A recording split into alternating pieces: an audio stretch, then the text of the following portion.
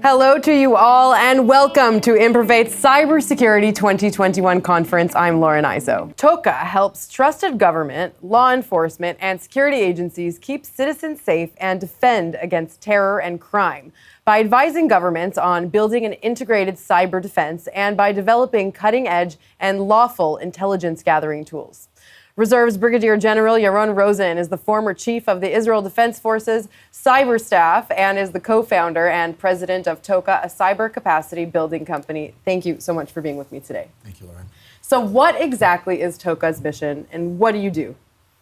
So just as you mentioned, Toka is a cyber capacity building company, and our passion is helping trusted governments build their defenses and improve national and homeland security. What actually governments need today is to be able to better defend their digital landscape. And to be able to do that, you really need to have these constructs in cyberspace, these capabilities. So you need to be able to assess the threats. You need to have situational awareness. You need to operate, mitigate risks, respond if necessary. You have to act as a regulator, as a government, in order to simulate a culture of safety. And you need to utilize cyberspace as an operational space because cyberspace is a new form of national power which states need to utilize. So that is what we do. We work with governments in order to fulfill these requirements, which are very important in the day and age we live in. So what do you recommend to governments in terms of steps they should take to protect themselves against cyber threats? Actually, it's a quite interesting question because when you look around the world, most countries do not know how to build capacities. And Israel was lucky, or not really lucky, invested a lot of efforts in building, because of the threat landscape, in building these capabilities the last 2 decades. So it's a little bit ahead of the rest of the world. And in doing that, what happened here is we have built a very strong cyber ecosystem, which is built from the government, academia, the defense sector, industry.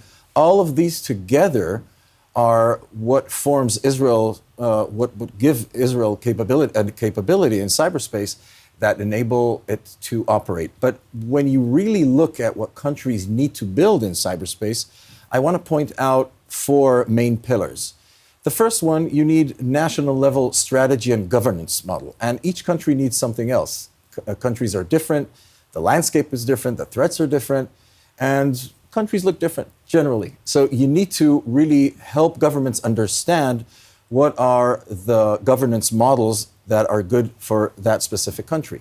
The second thing is actually go and build these bodies, the CERTs, the cyber emergency response teams, the bodies, the command and control centers that actually people go out of there to defend and do the work that government does, collect the intelligence and all those other things. Each one of these by itself is a project.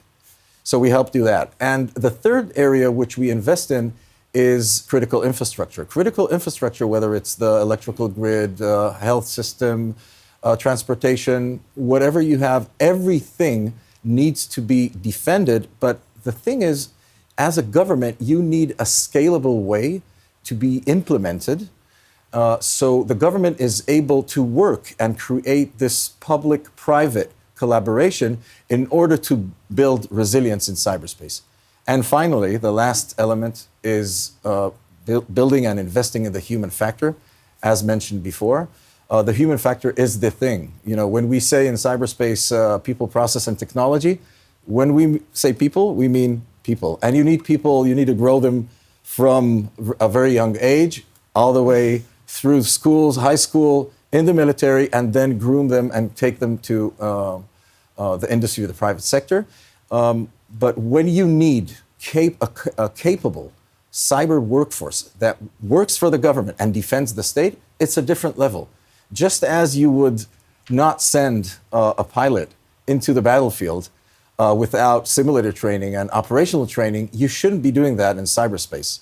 So I think that's like the final thing of these 4 constructs that are necessary. So would you say that most nations today are prepared to defend themselves against cyber threats? And why should they focus now on building some sort of cyber capacity? Well, the short answer is no. Most nations are not ready.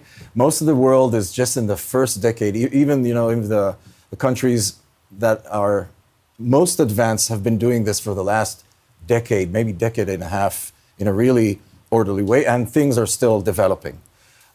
We really see all of this helping us understand that countries really need to understand that all forms of national power are threatened through cyberspace. This is something very unique, this domain, which is man-made. In air, land, sea, space, things took decades, centuries to develop capabilities. But in cyberspace, 2 decades, 3 decades, and countries suddenly need to protect themselves and defend themselves like an operational space that's here for ages. So in order, and you see this all over the place. You see that countries are being waged with intelligence campaigns. We just saw the SolarWinds attack, which naturally is a huge campaign between 2 nation states. Last week we saw an attack on a water facility in Florida. We're seeing in the UAE attacks since the Abraham Accords, as mentioned, and during the pandemic, hundreds of percent. The United Nations mentioned that only in 2019, North Korea has stolen from banks and cryptocurrency exchanges worldwide over $2 billion to fund its weapons programs.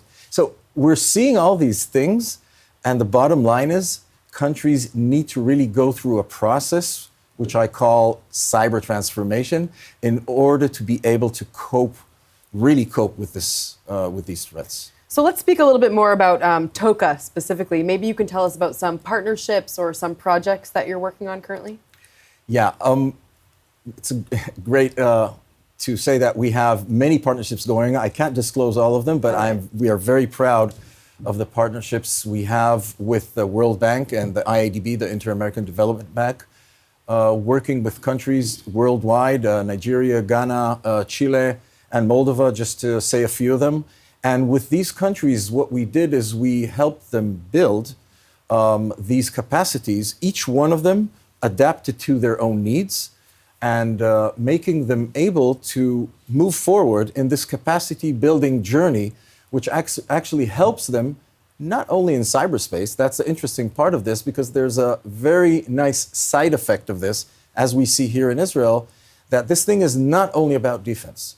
This is a huge opportunity for countries to step into this day and age we live in and actually grow this cyber ecosystem that creates the private sector, the startup nation, and through that really encourage growth, economic growth, and inspire the young generation. All of these together are things that are really things that we can do in a very short time.